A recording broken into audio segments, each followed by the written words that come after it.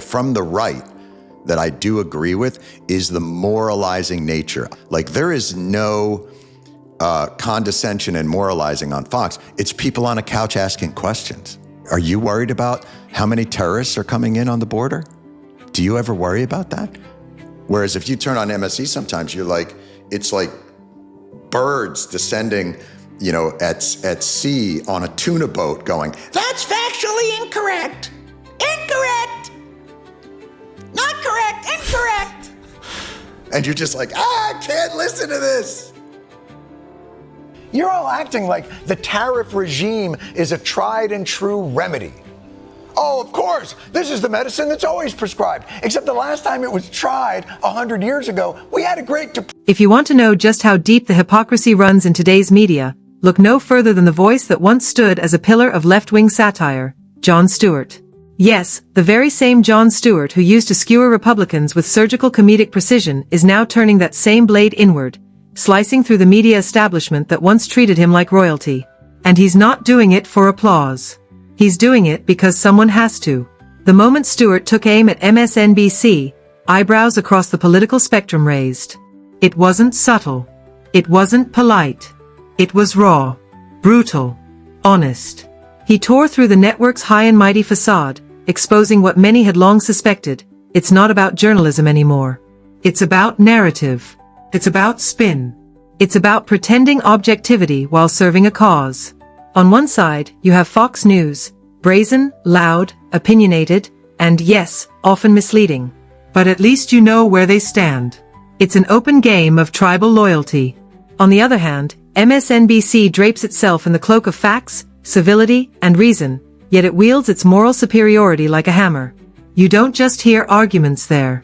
You're judged, condemned, corrected by talking heads who treat every misstep by Trump as the end of democracy itself, while Biden's blunders are either ignored or spun into virtue.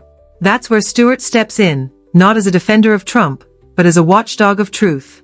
And that's what makes this moment so earth-shaking. Stewart, a longtime darling of the liberal elite, isn't pulling punches anymore. His criticism of the left's media machine is sharp, filled with irony and frustration. It's almost poetic watching the very icon they once propped up turn around and expose their cracks. In one scathing segment, he compared MSNBC's hosts to a flock of seagulls attacking a tuna boat. That's factually incorrect, not correct, he mocked, highlighting the condescension that turns viewers away. He wasn't just poking fun, he was holding up a mirror to the media's smug face. And the reflection wasn't pretty. This isn't just about Stewart's return to TV. It's about a deeper rot in the media ecosystem. The kind where moralizing has replaced reporting, where performance outweighs truth. The same Stewart who once mocked Bush's wars and Trump's tweets is now eviscerating Biden's plastic straw policies and the embarrassing spin that follows them.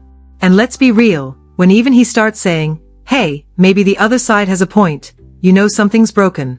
Don't think for a second that this shift hasn't shaken up the liberal base. The backlash was immediate and ferocious. Twitter exploded. Former fans turned on him. And what did Stewart do? He doubled down. Because when you start seeing through the noise, there's no going back. Not when credibility's on the line. Not when truth is buried under talking points. And if you've made it this far, maybe it's time to hit that subscribe button, because in a world of echo chambers, you're going to need voices that cut through the static. You won't want to miss what's coming next. Now back to the storm. There's a reason Stewart's critique resonates. It's not just comedy. It's clarity. When he said the media's obsession with Trump has reached cartoonish heights, he wasn't exaggerating.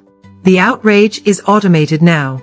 Every statement Trump makes, no matter how minor, is twisted into a dire threat. Yet when Biden stumbles, literally and figuratively, it's brushed aside with a sympathetic nod and a headline about his courage. Take the case of Biden's environmental policies, like the infamous paper straw mandate. Stewart didn't mock the idea of saving turtles. He mocked the absurdity of policies so poorly designed they backfire. And he did it in a way that made people laugh while thinking, wait, he's kind of right. That's the danger. That's the power. Because truth, when spoken clearly, becomes contagious. But this isn't just about bad policies or inconsistent journalism. It's about erosion of trust, of standards, of the very foundation that news used to stand on. Stewart called out how MSNBC handles Biden like a precious artifact, shielding him from criticism, wrapping his mistakes in bubble wrap. Gaffes? They're just folksy moments. Broken promises? Just evolving policy. Meanwhile, every Republican misstep is broadcast like the sky is falling. Stewart's frustration is something many Americans feel but can't articulate. They're watching as networks pretend to be neutral while clearly picking sides. The double standard isn't just obvious, it's insulting. You can't scream democracy is dying every time your guy loses and ignore it when your side bends the rules. And that's exactly what Stewart mocked. The media's addiction to crying wolf. The constant hysteria. The false alarms that numb people into tuning out. If everything is a crisis, then nothing is. And the more they yell, the more people stop listening. Which brings us to the most uncomfortable truth of all. The legacy media is losing its grip. Why? Because people are tired. Tired of the lies. The gaslighting. The smug correction segments. They're turning to independent voices, YouTubers, podcasters, people who don't have corporate agendas or teleprompters guiding their takes. People who dare to say what they really think. Stewart's scathing comedy is now one of those voices. Not because he switched sides, but because he started telling uncomfortable truths.